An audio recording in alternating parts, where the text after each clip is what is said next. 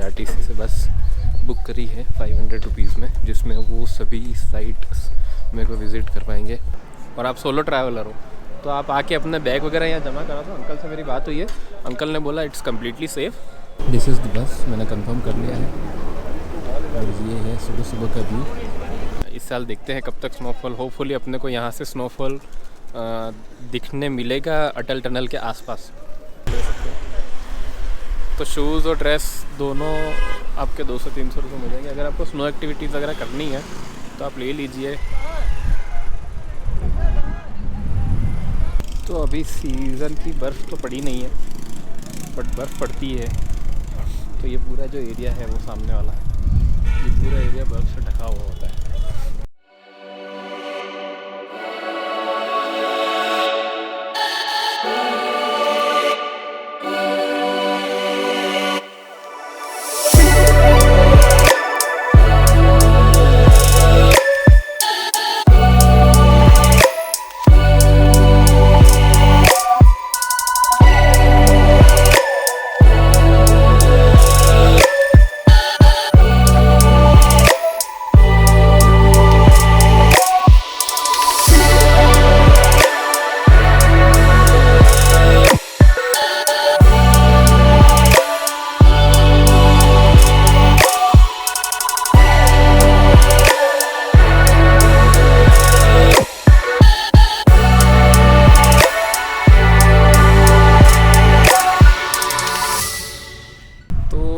Last stop HRTC की Dussehra special बस का है सिसु।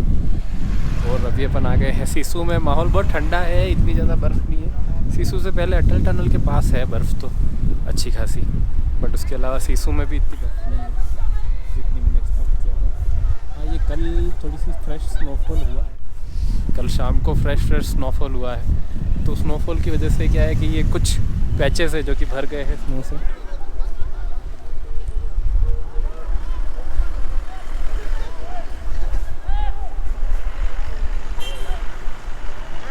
ये ऐसे। और ये दारू की दुकान, आपको तो पता ही है, जहाँ दारू वहाँ भीड़।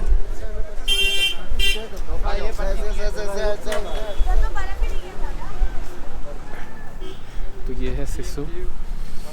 और आई थिंक मेरे को बाइक लेके आना चाहिए था। अगर मैं बाइक लेके आता तो और ज़्यादा ढंग से मैं एंजॉय कर पाता यहाँ पर। तो ठीक है, अभी यहाँ से वॉक करके और फिर नीचे उतरते हैं और देखते हैं नीचे का क्या सीन है। नीचे कहाँ से उतरना है वो देख लेते हैं। एरिया अपन देखते हैं क्या है, कहाँ तक पहुँच सकते हैं और कितना नीचे है। तो ये पूरा एरिया है जो सिसु का है। कुछ पैचेज है जो उन्होंने कर रखे हैं खुद के लिए। तो जैसे ये ट्यूब है और ये एक्टिविटीज़ अलग अलग टाइप की, वो वहाँ पर जंपिंग है, ट्यूब एक्टिविटी है, वो वहाँ पर स्कीइंग है। तो सबका अलग अलग चार्ज है। तो ट्यूब का पूछते भैया, ट्यूब का कितना चार्ज है आपका? कितना? एक मेंबर का 200 एक मेंबर का। अच्छा, तो 200 ट्यूब का है चार्ज ए मेंबर का, जो यहाँ से नीचे आपको नीचे तक धकेलेंगे और फिर आई थिंक वापस। ये सब कल या परसों की फ्रेश स्नो है, अभी इतनी नहीं है। तो वैसे तो जनवरी होता है बेस्ट टाइम इधर सिसु वगैरह विज़िट करने का, बट इस साल आई डोंट नो क्या हुआ है। तो सिसु में भी बर्फ़ नहीं है, मनाली में भी बर्फ़ नहीं है, अटल टनल के पास भी बर्फ़ नहीं है। तो किसी भी लोकेशन पे ऐसे बर्फ़ बहुत कम है। जैसे यूजुअली होता है कि जनवरी के फर्स्ट वीक में बर्फ़बारी हो जाती है, सिसु तो पूरा भर जाता है बर्फ़ से। पर इस साल कोई बर्फ़ नहीं है यहाँ पर। और इतना कोई अच्छा व्यू भी मेरे को नहीं नज़र आ रहा है, जो कि बहुत अच्छा व्यू है घूमने लायक। और ये थोड़ा सा अगर आप लेट आओगे, जैसे अभी महीने भर बाद या 15-20 दिन बाद आओगे आप, और तो शायद आपको और अच्छे व्यूज़ देखने मिल जाएंगे। बाकी तो यही है जो भी है वो। हाँ, अटल टनल और सिसु के बीच में बहुत एक लोकेशन है जहाँ पे बहुत सारी बर्फ़ है। तो जहाँ तक मेरे को ध्यान है, कल ही बर्फ़बारी हुई है अटल टनल और सिसु के बीच में। बट सिसु में इतना अभी नहीं। ये वाला रूट शायद रोहतांग पास की तरफ जाता है। आई डोंट नो कहाँ पर जा रहा है ये, बट ये जो रूट है वो और आगे की तरफ जाता है। और बस यही है सिसु का। अब शायद 1 घंटा यहाँ गाड़ी रुकेगी, 1-1.5 घंटा, और 1-1.5 घंटे के बाद में हम वापस गाड़ी में चढ़ेंगे। जाते वक्त कोशिश करेंगे कि हम अटल टनल रुके। अभी मैं थोड़ी सी भूख लग रही है तो मैं नाश्ता कर लेता हूँ, थोड़ा ऑमलेट खा लेता हूँ मैं यहाँ पर, और फिर नीचे जाके देखता हूँ कि क्या क्या एक्टिविटीज़ अपन कर सकते हैं। आपको मैं बताऊँगा कौन कौन सी एक्टिविटीज़ आप कर सकते हैं, कितना पैसा। जैसे मैंने ट्यूब का बताया, ट्यूब का 200 रुपीज़ है, और बाकी की भी एक्टिविटीज़ मैं आपको दिखा दूँगा कि क्या क्या पॉसिबल है करने के लिए। तो यही है बस। अपन एक ऑमलेट ऑर्डर करते हैं और देखते हैं। दिस इज सिसु, और यहाँ पर ऐसे बहुत सारे पॉइंट्स बने हुए हैं जहाँ पर आप एंजॉय कर सकते हैं। जैसे ये स्की फिक्स टाइम पर आप स्कीइंग कर सकते हैं, जंपिंग जूतों का खास ध्यान रखिए। अगर आपको एक्टिविटीज़ करनी है तो आप ये स्नो सूट और स्नो शूज़ परचेज़ कर सकते हैं, और अगर आपको एक्टिविटीज़ नहीं करनी है तो आप नॉर्मल आप अपने शूज़ को पहन के और रख सकते हैं। तो ये एक्टिविटी एरिया है पूरा। अगर आपको नहीं करनी है कोई एक्टिविटी तो जो ये पॉइंट्स होते हैं जहाँ पर ये स्नो सूट वगैरह सेल करते हैं, वहाँ से आप स्नो सूट वगैरह परचेज़ मत करिए, क्योंकि अगर आपको एक्टिविटी, जैसे मैंने परचेज़ नहीं किया था, मेरे को एक्टिविटीज़ नहीं करनी थी तो मैंने परचेज़ नहीं किया, तो आप उसके बिना भी आप उसका एंजॉय कर सकते हैं। आप घूमो, वैली को देखिए, आप वैली के अंदर जाइए, अंदर तक जाइए, स्नो में फ़ोटो खींचिए, ये सब चीज़ें कीजिए। आपको स्नो सूट की ज़रूरत नहीं है उसके लिए, और ना ही स्नो शूज़ की ज़रूरत है। स्नो सूट, स्नो शूज़ की ज़रूरत आपको सिर्फ वहीं है जहाँ पर आप एक्टिविटीज़ कर रहे हैं। अदरवाइज़ आई डोंट थिंक आपको स्नो शूज़ और स्नो सूट की ज़रूरत है। इस साल वैसे स्नो बहुत कम है, तो मैं आपको जाके दिखा देता हूँ।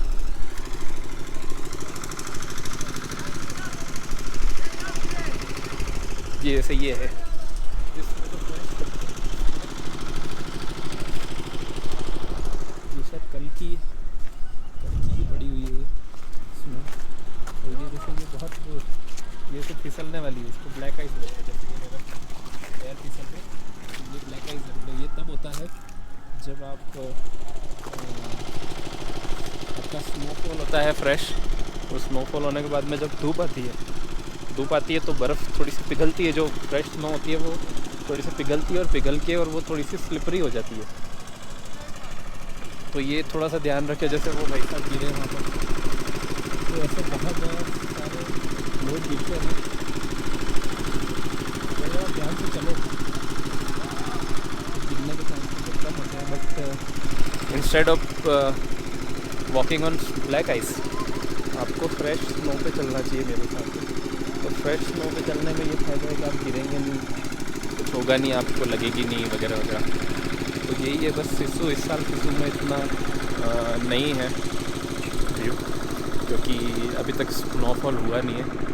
बाकी एक थोड़ा बहुत स्नोफॉल हुआ है, जिसकी वजह से ये व्यू, जो वैली का व्यू है, वो वैली का व्यू थोड़ा सा ठीक है, अच्छा है वैली का व्यू। तो ये मैं आपको दिखाता हूँ। जैसे मेरे जस्ट पीछे आप देख रहे हो वो पहाड़, तो वो बहुत वाइट दिख रहा है वो। तो ये जो कल की जो स्नो हुई थी, कल स्नोफॉल हुई थी, उसकी वजह से ये पूरा एकदम वाइट दिख रहा है आपको। और ठंड तो है, ठंड तो इतनी है कि जैसे ये मेरे हाथ है वो थोड़े से वो नम टाइप हो रहे हैं, हल्के हल्के। तो आप ठंड की तो पूरी व्यवस्था करके आइए, क्योंकि आप आ रहे हैं हिमाचल में, मनाली में। तो ऑलरेडी यहाँ पर टेम्परेचर होगा, मैं आपको दिखा देता हूँ। अगर मेरे फ़ोन में मैं दिखा सकता हूँ तो टेम्परेचर इज़ ऑलरेडी -4 डिग्री। आपको दिख रहा है क्या? तो ये ऑलरेडी -4 डिग्री है यहाँ पर। और ये यहाँ पर अच्छा अपने को इसलिए लग रहा है क्योंकि थोड़ी सी धूप खिली हुई है। अगर धूप नहीं खिली होती तो -4 डिग्री में आपको सर्वाइव करना ही बहुत मुश्किल हो जाता। तो एक ये भी है, धूप की वजह से कुछ अच्छा लग रहा है, फीलिंग अच्छी आ रही है। और ये एक्टिविटीज़ वगैरह भी है, तो आप आइए सिसु में। पर अभी इस टाइम पे मत आइए। अगर आपको सच में आना है, ये वीडियो मैं अपलोड कर दूंगा कल या परसों तक शायद मैं ये वाला वीडियो अपलोड कर दूँगा, क्योंकि एक तो मेरे को एडिटिंग का टाइम नहीं मिल रहा है और यहाँ पर चार्जिंग की भी बहुत समस्या है। और ऊपर से ये है कि मेरा जो आईपैड है वो उसमें इतनी अच्छे से एडिटिंग हो नहीं पाती, तो मैं सोच रहा हूँ कि आईपैड में एडिट ना करके मैं घर जाके कंप्यूटर में ही एडिट करके वीडियो डालूँगा। पर लेट्स सी, अगर मैं आईपैड में भी एडिट करके डालता हूँ इस वीडियो को तो भी मेरे को परसों तक का टाइम तो लग जाएगा। तो परसों तक मैं डाल दूँगा। तो आप अगर अपना प्लान बना रहे हैं मनाली आने का, सिसु या सोलांग वैली आने का, तो आप प्लान बनाइए थोड़ा सा आज से लगभग 15 दिन बाद का। मतलब मोटा मोटा लेके चलो तो आप 20 जनवरी 20 नहीं, आप 30 जनवरी या आप उससे आगे वाले उस पर आ सकते हैं। जैसे आई थिंक मेरे को जहाँ तक पता है 26 जनवरी के आसपास एक लॉन्ग वीकेंड आ रहा है, तो आप उस टाइम पे आ सकते हैं इसको। तो मेरे को ऐसा लग रहा है कि उस टाइम तक शायद थोड़ी बहुत स्नोफॉल हो जाएगी यहाँ पर और एक अच्छा व्यू हो जाएगा यहाँ पर, स्नोफॉल हो जाएगी तो यही है बस। और ये बीच में जो स्नो बना रखी है इन्होंने, मेरे को इसका आइडिया नहीं हुआ कि ये कैसे हुआ। आई थिंक या तो इन्होंने स्नो को होल्ड करके रखा या कैसे किया, क्योंकि ये पूरे एरिया में स्नो नहीं है, खाली इतना से एरिया में स्नो है जहाँ पर कॉटेज वगैरह बने हुए हैं।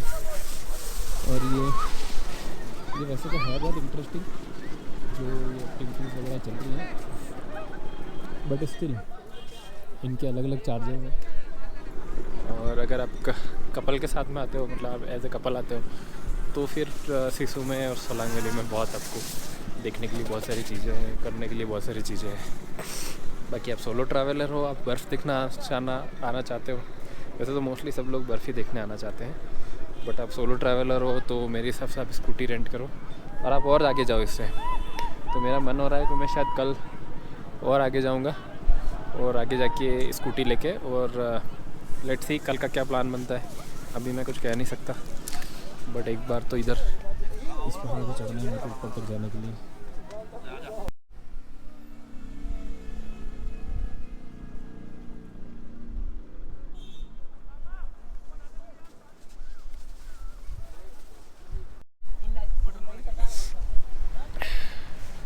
अभी थोड़ा सा और ऊपर आया हूँ मैं, थोड़ा सा ऊपर सिसु लेक की तरफ। That's completely frozen Sissu lake. आपको मैं थोड़ा सा और पास में ले जाके दिखाता हूँ कि सिसु लेक की क्या हाल है अभी। तो ठंड तो है यहाँ पर। राइट नाउ हम चेक्ड कि जैसे ही मैं धूप से बाहर निकला और थोड़ा सा वैसे एरिया में गया जहाँ पर धूप नहीं है या पहाड़ की वजह से धूप कम पड़ रही है, जो अनटच्ड एरिया है धूप के द्वारा, वो एरिया में -8 डिग्री है और धूप वाले एरिया में -4 डिग्री है। तो यू कैन इमेजिन कि कितनी ठंड होगी यहाँ पर। मैंने अपना कैप भी लगा लिया है क्योंकि ठंड ज़्यादा हो रही थी। हाथ में भी एक ग्लव्स डाल लिए मैंने क्योंकि हाथ थोड़े से सुन्न हो रहे थे मेरे। और दिस इज़ सिसु लेक।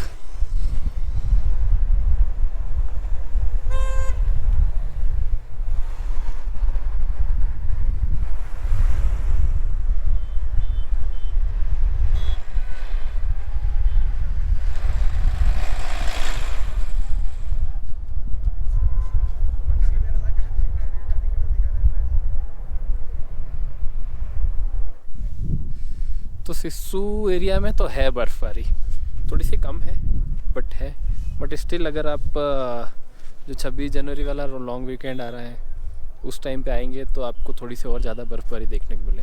या हो सकता है बहुत ज़्यादा बर्फ़बारी हो जाए तो फिर रास्ते भी बंद हो जाए, तो आप शायद अपना 4x4 लेके आ सकते हैं। क्योंकि जब बर्फ़बारी होती है तो एक सीन ये भी है कि जब भी बर्फ़बारी होती है ना, तो ये वाला जो रूट है जो बस चलती है ये बंद हो जाती है, बस बिल्कुल बंद हो जाती है। फिर या तो आप अपनी बाइक लेके आइए, 4x4 गाड़ी लेके आइए, या टेम्पो ट्रैवलर लेके आइए। तो ये 2-3 ऑप्शन ही बच जाते हैं फिर आफ्टर स्नोफॉल। क्योंकि फिर वो जो अपन ने जहाँ देखा था ना वो लोकेशन सोलांग वैली जहाँ पे पैराग्लाइडिंग वगैरह होती है, वहाँ से ये रास्ता ब्लॉक कर देते हैं। और अगर वहाँ नहीं तो फिर अटल टनल के बाहर से रास्ता ब्लॉक कर देते हैं, मैक्स अटल टनल तक जाने देते हैं। तो यही है। फिर अब शायद हमारी गाड़ी चलेगी। ऑलमोस्ट 3 बज चुके हैं, 2:57 हो गए हैं, 3 बजने में 3 मिनट बाकी है। और अब हम चलते हैं बस की ओर और प्रस्थान करेंगे। कल अगर हो सका तो हम या तो बाइक लेके या स्कूटी लेके यहाँ आने की कोशिश करेंगे वापस। बट देखते हैं यार, मन होगा उस हिसाब से। आप मेरा क्या मन हो रहा है उस हिसाब से, क्योंकि जो स्नो वगैरह है वो तो अटल टनल के आसपास ही है, यहाँ पे कोई स्नो वो नहीं है। और इतनी ज़्यादा नहीं है, मतलब है पर इतनी भी ज़्यादा नहीं है स्नो। बाकी यही व्यू है